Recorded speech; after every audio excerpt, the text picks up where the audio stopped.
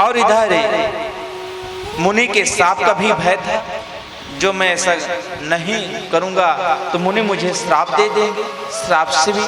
लेकिन आजकल लोगों को श्राप से कोई फर्क नहीं पड़ता। इस प्रकार के द्रोण ने विवश होकर गोवर्धन को ले जाने के लिए अनुमति दे दी। और जैसे गोवर्धन ने स्वयं मुनि से कहा, महाराज, गोवर्धन ने मुनि से कहते हैं, कौन मुनि? वो काशी के जो ब्राह्मण हैं। ध्यान पूर्वक दीजिएगा, पीछे वाली माताओं तो अपने आपस दरबार में लगी हैं, ठीक है, कर लो। और इस प्रकार के मुनि ने अनुमति दे दी। गोवर्धन ने स्वयं मुनि से कहा, महाराज एक बात बोलूं? काशी के ब्राह्मण कहते हैं कि बोलिए। महाराज, मैं 2 योजन ऊंचा हूं, 2 योजन मैं ऊंचा हूं, 5 योजन चौड़ा हूं, आप मुझे कैसे ले जाएंगे? मैं कोई छोटा सा तो पत्थर हूं नहीं कि आप मुझे ले जाएंगे। ले जाएंगे तो कैसे ले जाएंगे? बस तुम्हें मेरे हाथ पर बैठकर सुखपूर्वक चलो। काशी के ब्राह्मण कहते हैं कि आप मेरे हाथ में बैठो और सुखपूर्वक चलो। इसके बाद जैसे ही, जब तक काशी नहीं आती तब तक मैं तुम्हें वहन करता रहूंगा। आपका जो वजन है मैं सहता रहूंगा जब तक काशी नहीं आ जाएगी तब तक।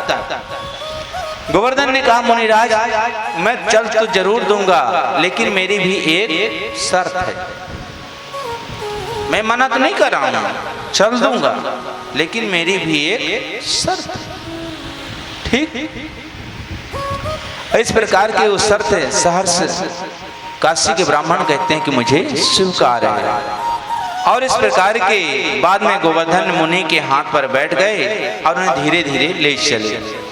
ब्रजभूमि आने पर गोवर्धन की पूर्व स्मृति जाग उठी। और जैसे उनकी स्मृति पूर्व जाग उठी और उन्हें धीरे धीरे ले चले, ब्रजभूमि आने पर गोवर्धन महाराज की जो पूर्व स्मृति, पूर्व जागरण था, वो जागने लगा।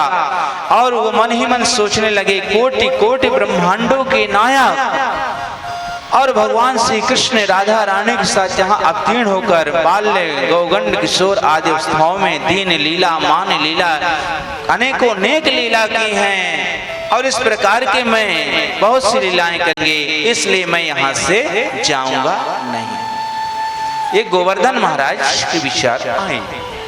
और इसके बाद जैसे ही आप बहुत सी लीलाएं करेंगे और मुनि थक गए, उन्हें पृथ्वी पर रखकर लघु शंका करने के लिए ब्राह्मण गए।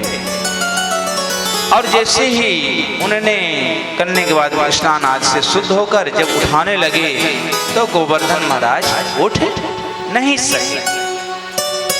और जैसे गोवर्धन महाराज उठे नहीं, इसके बाद उन्होंने, मुनिराज, मैंने शर्त की थी, आपने सहर्ष स्वीकार किया था, तदनुसार मैं अब यहाँ से नहीं उठूंगा। ये सुनकर मुनि क्रोध से लाल हो गए। और जैसे क्रोध से लाल हो गए और श्राप देते, और आज गोवर्धन महाराज को श्राप देते हैं कि अरे तुम बड़े भ्रष्ट हो, तुम बड़े झूठे हो, तुमने मुझे ठगा है। और इस प्रकार के मेरा मनोरथ पूर्ण नहीं किया, इसलिए जाओ तुम प्रतिदिन तिल तिल के बराबर घटते जाओगे।